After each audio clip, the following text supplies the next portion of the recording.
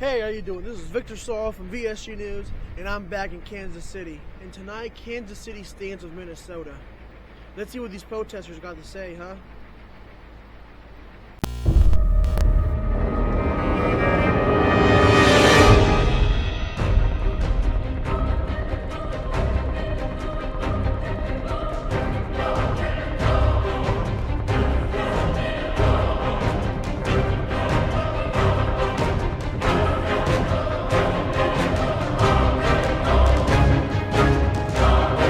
Standing in solidarity with Minnesota communities across the nation and our friends and neighbors who are being brutalized by ICE and the atrocities of this administration. So I'm so grateful for the Missouri Workers Center, Stand Up KC, and all the partners who have put this event together so that people like me, like residents in Kansas City, can come out in solidarity and just remind ourselves that we have a voice and we can use it. But I'm happy to connect you with the organizers when they get back. Well, I'll be glad to. I'm just curious, what do you guys just straight up protesting, or are you guys informing the crowd, or what are you guys doing out here? One more time. Are you guys informing the crowd, or are you guys just straight up protesting? Both folks have been stopping by all morning to get information, to find ways to get engaged. Folks should sign in, and we've been getting folks to share their information with Stand Up KC so that we can continue to show up for our neighbors, continue to call out oppression and fight against it, and get more involved with organizations across Kansas City.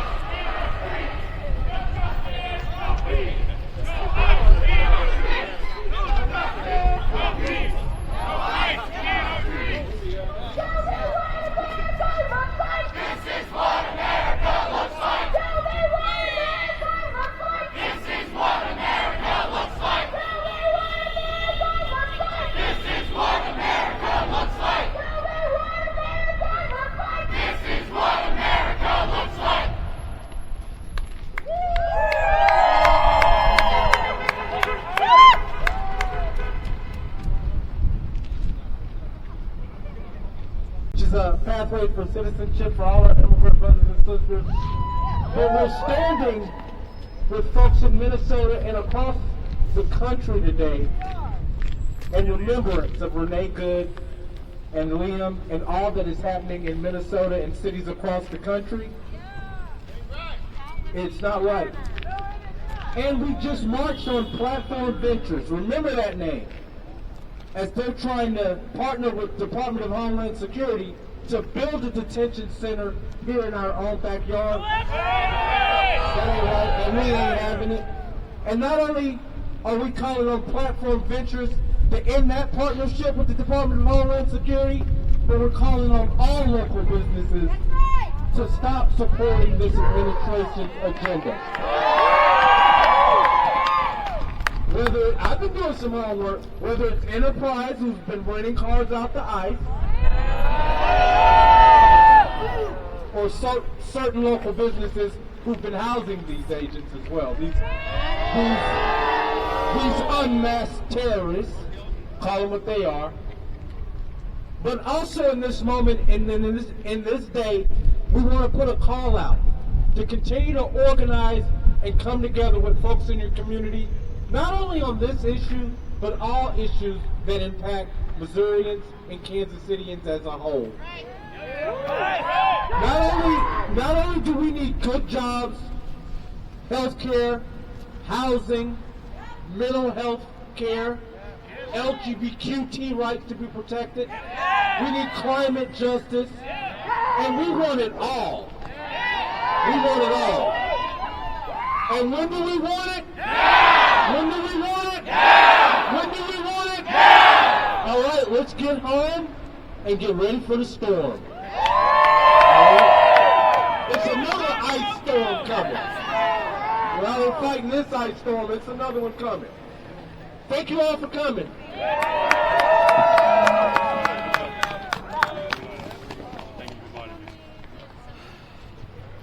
You heard it. ICE, watch out. Kansas doesn't want you here. Hey, how you doing? This is Victor Saul from VSG News, and I'm here with Terrence Wise. Terrence Wise. Why are you here today? What are you fighting for today? Well, we're out here today as Kansas Cityans, and I'm with the Missouri Worker Center, to say we won't stand by and wait on the next Renee Good. We see what's happening in Minnesota and across the country with ICE agents terrorizing our communities, and we're out here today to say that just ain't right. Can you mind telling me, how did Renee Good's death and the aftermath affect you? Well, Renee Good was a citizen of Kansas City, just like me. Renee Good has 3 daughters, just like I do. I see a lot of myself in Renee Good, and not only in Renee Good, but in my coworkers and folks in our community. I'm not desensitized by the fact that she was murdered, and I'm only dreadful of when it'll happen next. Will it be my daughter next? Will it be my neighbor next? And that really impacts me and bothers me every night. What would you say to the people out there that say ICE agents are just doing their job? I say to them, it's better ways that ICE could be doing their jobs. Instead of terrorizing and arresting our neighbors and children in this country, they should be working this administration on a pathway to citizenship for our immigrant brothers and sisters. Give them a pathway to being citizens in this country and a pathway to a better quality of life, not only for them, but for all of us. That's the promise that America should be trying to live up to, and not terrorizing our folks in our communities. Do you fully believe in abolishing ICE, or can we fix things? I think that ICE has a role in this country of protecting our borders. But when it comes to terrorizing our communities, that's not what ICE was set up for. We've seen agencies act like this in history before. When we saw what happened in Germany with Adolf Hitler, what we saw happening in Japanese communities in San Francisco here in our country with those folks being rounded up. We've seen what that looks like in this country before. We don't need that happening in this day and time. We need pathways to citizenship, good jobs, good housing, and good health care. That's what this administration should be working on, not mass agents terrorizing our streets. Can you answer this for me? How is this administration take you guys seriously? By being peaceful and protesting, with like being a roll in the sign, or being violent like Minnesota or California? Well, I think that we've seen over history, not only in today's movement, but in movements in the past, what nonviolence looks like, what civil rights movement looks like. I've done sit-ins, I've done civil disobedience, I've been arrested for justice in this country, just like leaders have before me. And when I see what's happening in Minnesota, people are tired of being abused. You can only terrorize and beat people down so much without there being a response. I think it's up to us to figure out what our demands are, and that's what we're out here demanding today. This administration needs a plan. We'll give it to them. Give us pathways to citizenship for our immigrant brothers and sisters. Stop building ICE detention centers in our communities, and bring us to the table when it comes to discussing what our living conditions look like in our cities, and let's see how that works instead of what this administration has planned for us. What would you say to the president's thinking about sending 1,500 troops in Minnesota? Well, not only the president talking about sending 1,500 troops to Minnesota, but I heard him this morning talking about sending an armada overseas to help protect another country. Where's that armada here in our country to protect our citizens? Where's that effort to give us the protections that our communities need? I think our president has it wrong when it comes to what we need in our communities and what our demands are. No one voted for this agenda that he's laying down for us. Tell me this, my friend. What do you think of him bringing back the Monroe Doctrine? Complete dominance in the Western Hemisphere, controlling from the north to the south of the Americas. That's another thing that we've seen in this country before. When one country tried to dominate and own a large part of civilization. We've seen it in the Roman Empire. We've seen it with Hitler overseas. And now we're seeing it in this day and age. Another dictator-like individual trying to lay down his agenda. Something that's not going to be helpful for everyday Americans like me or for the world as a whole. You would say President Trump is a king, how others would say. Well, he has dictator-like qualities. It's the proof is in the pudding. We see it from his rhetoric, from his actions. We don't have to talk about it. He does it himself, and he's doing a good job at it. Yeah. Taking a fellow ally like what? Taking Greenland? Do you oppose to that, or do you support him making Greenland the 51st state? I oppose to him trying to take over Greenland. Greenland is their own entity, and that's a whole nother topic. Him just abusing his power in that nature. It's just something that it's not going to be helpful for me, and I'm pretty sure Greenland's not on board with it either. Well, usually the people who are these hard times, how can they help each other out, and what can they do? Well, I can tell you this: you get nothing done alone. I can't go to the White House or to the state capitol by myself and knock on the door and make demands. They'll probably whisk me away. The only way we're going to fix anything in this country and in our state is by coming together with other people. Not only other people, folks who don't look like you, who don't come from the same background like you, and who don't probably have the same religious beliefs with you. But we all got to come together if we want to come to one common goal, and that's equality and justice for everything and for all. What were your goals for this year and for the country? Well, my goals for this year is to continue to build a movement. We got to have a movement and not a moment. We've seen moments in this country when we talk about Black Lives Matter, Me Too, or any other moments that we've seen across the country. School shootings, when people rise up and get angry for a week or two and then it fades away. We need a true movement in this moment, and that's going to take us continue to organizing and coming together, and that's my goal for this year, to continue to build a movement of everyday people and workers like myself to make real change. You heard him. This is Victor Saul, and this is Terrence Wise. Thank you. We're out. Hey, how you doing? This is Victor Saul from VSU News, and we're about to get a crash course on how to protest. Let's see what they got to say. Hey, how you doing? This is Victor Saul from VSU News, and I'm here with Mitch Schiller. I sat through a very insightful, lecture about what to do with ICE and get ready for the future protests. But the people who missed it, give us some key points. The key point is that, honestly, we can't wait for the midterms. The Democrats aren't coming to save us, and we need workers to understand that a general strike is the best way to stop Trump's attacks on immigrants, his attacks on everybody, really, because that's just the tip of the spear, right? So it's important that we realize that the war at home and the war abroad are interlinked, and the best way to stop it is by using our labor power and stopping it, shutting it down. You're saying a full general strike, like you said, no going to shopping, no going to work, and no going to classrooms, right? That's right. Yep. We've done it before. We can do it again. They did make it hard we talked about this a lot, in the 50s with the Taft-Hartley Act. Makes it a lot more difficult to do a general strike, but we can do it again. That's our history that we have to reclaim and bring back.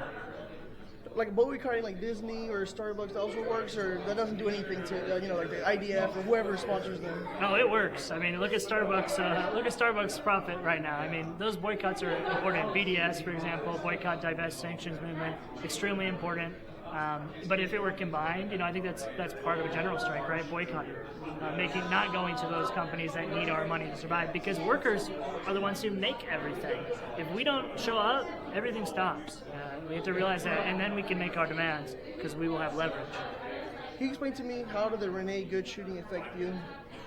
Oh man, that one was hard because I've for 2 years watched a lot of mass slaughter in Palestine and really everywhere, in Venezuela, all over the world, and I didn't expect to be affected so much, but seeing people, like neighborhoods that look like mine in the background, and like knowing that I've responded to calls just like that across the city, it was really personally affecting. I felt a moment of like fear and really a deep despair, because it's so messed up that would even happen. But then I realized we have to fight back, because that won't stop. And there have been so many victims. There's been over 35 people have been killed by ICE, including Renee Nicole Good, but a lot of them didn't get as much mention because we live in a white supremacist, racist system that doesn't really seem to have the same reaction when a brown person is killed, for example. So I think it's really important that we raise all those names up, but also realize that Renee's situation is significant in its own right. It did mark a turning point in the fight against ICE,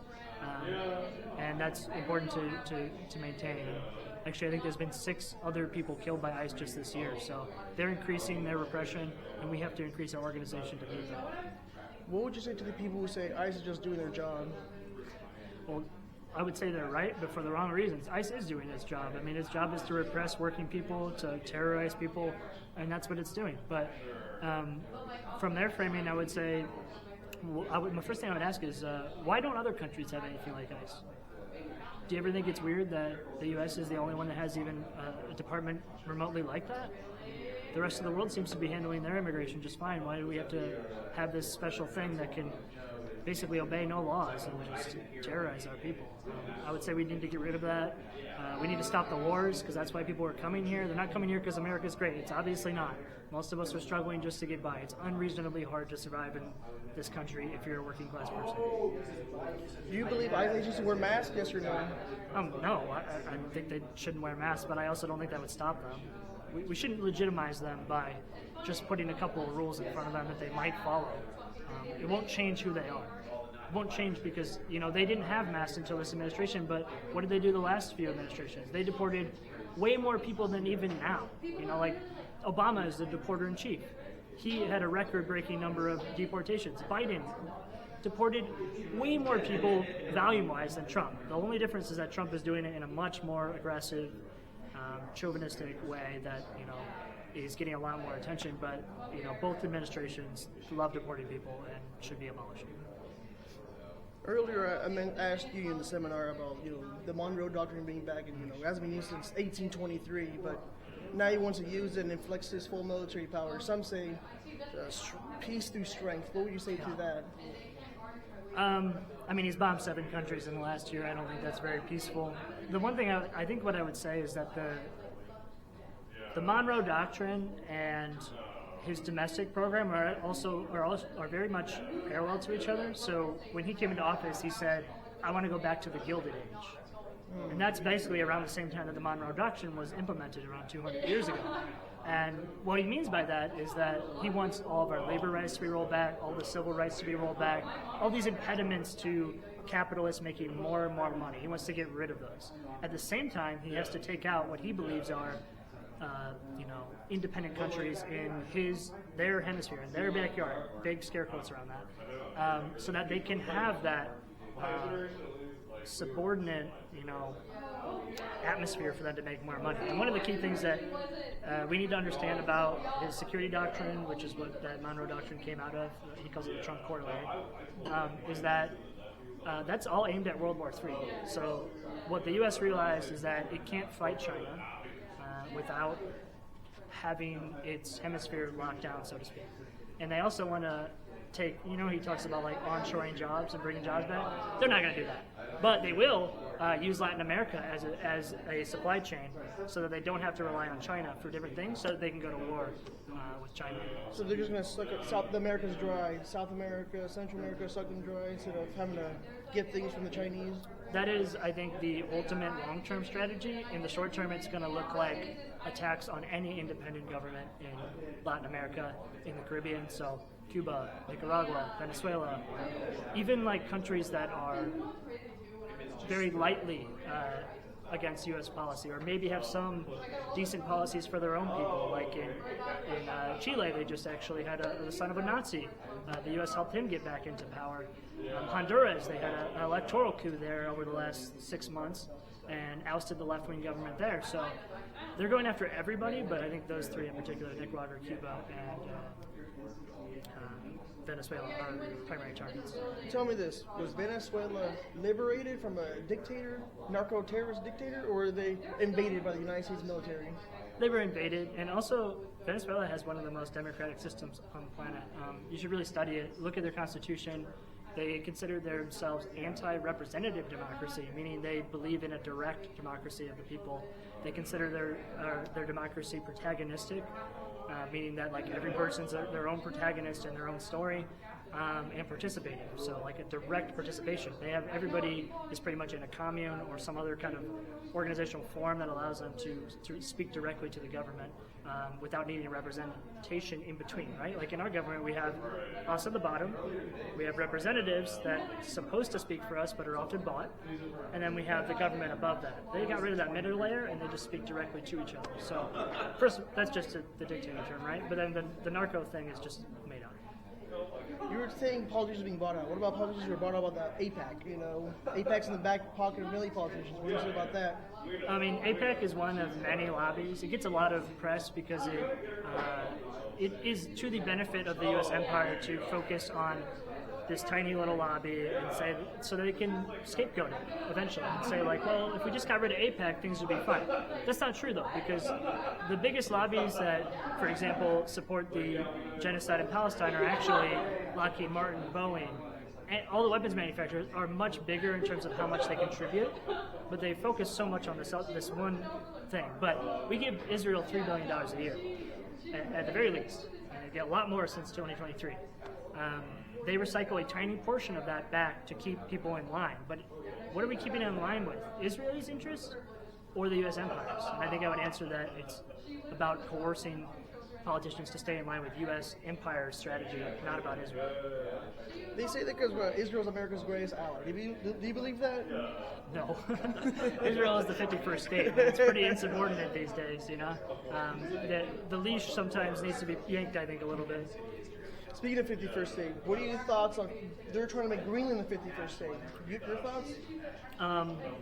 Greenland should be given back to the indigenous people first. But my ultimate thought is that's actually about World War III. So Greenland's geopolitical position as, the where it's at is really important because the U.S. wants to be able to intercept missiles from Russia and China. That's why Greenland's important. And Greenland should be left alone. It's not the U.S.'s to have. The Denmark Prime Minister said, I'm willing to spread up NATO if we're leaving, if you're attacked. Do you believe that? No. I think that's a manufactured split. NATO is fundamentally a U.S.-led coalition against Russia, but formerly the Soviet Union, and really anybody who steps out of line in Europe. It's not going to get dissolved anytime soon. What about this new group that's emerged, Trump's Board of Peace? Your thoughts on that? The Board of Peace is a way to get around the UN, in my opinion. It's also insane to have war criminals on the board, including Trump himself and Netanyahu, of course. I don't think it's going to work. The U.S. is alone in a way, and it's not really getting the support that it would need. And I don't think the Palestinian resistance is planning on disarming anytime soon. Speaking of Palestine, how can we help them out this year? Is the war still going on? There's still genocide in Gaza, am I right? Yeah, there's a lot still happening in Gaza. This is going to be a two-part answer. First, I think the reason it stopped in the first place is because the tenacity and resistance on the ground was not overcomable. Israel slaughtered a lot of people. It's very good at that, but it's not winning any kind of conflict. But also B, like they want to do it quieter. They want to do it with less fanfare because it was so bad for their image. So that's still happening. I think one of the things we need to do is turn to the long-term goals of dismantling U.S. empire, because that's what it's going to take to stop this, is if we shut down the entire empire's machine. I don't think that's the hard answer. It's not the easy answer, right? If it was just about showing up in the streets, things would have changed. But that's not how power works. So I think, setting our sights on the weapons manufacturers, making it politically unfeasible to support Israel in this country, those are important things that we have to keep in mind and make sure we're doing our hard long-term work to save Palestine. Because Palestine will save itself, honestly. We just need to get out of there. What will you say to those who say, if you don't support Israel, if you criticize Israel, you're anti-Semitic? Thoughts, Mamigo? I would say Palestine is also Semitic, so that doesn't make any sense, even by definition. But I would say that Israel is probably the most anti-Semitic country imaginable. It increases a lot of risk for Jewish people around the world because they claim a faith and say that their policy is due to a faith, when really it's just a political ideology of hate and supremacy. Well, let's end things behind that. What are your goals for you this year and for the country? Okay.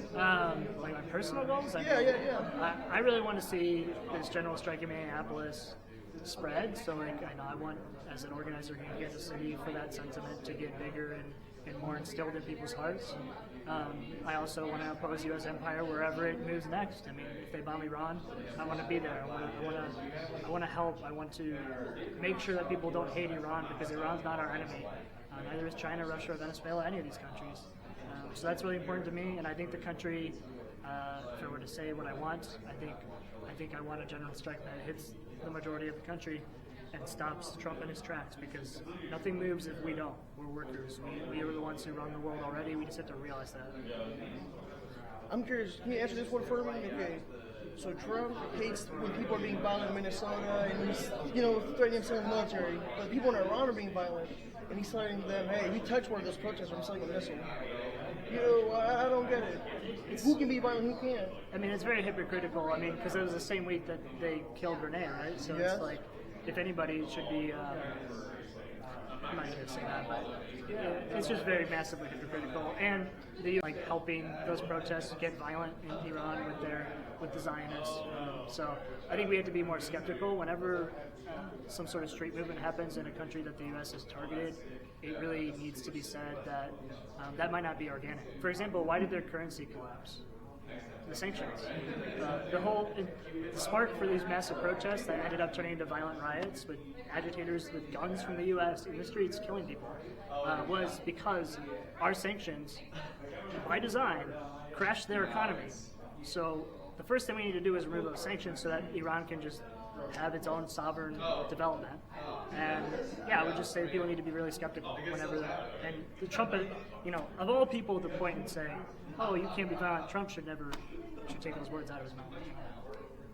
What did Castro say of the sanctions? You choke us for 12 years, then you question how we breathe. Yeah. Look at Cuba.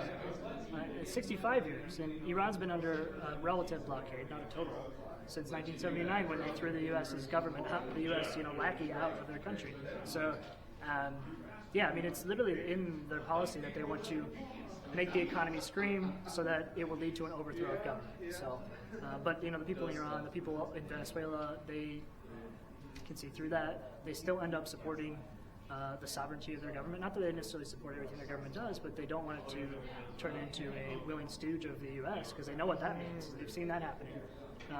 And I think we just need to do our best to make it difficult for the U.S. to be doing these things. And, I would love to see Venezuela, for example, this oil blockade stop, because I think Venezuela would develop really quickly on its own terms if it wasn't being crushed. Well, special message for the viewers at home, or anything you want to get out there? Yeah, I think people should join organizations. I think they should, realize that the U.S. is the enemy of the world, and if they don't want to be in that position, they should try to fight it, because like we have a world to win. That's all I'm gonna say. You heard him. Victor Saul. Mitch. We're out.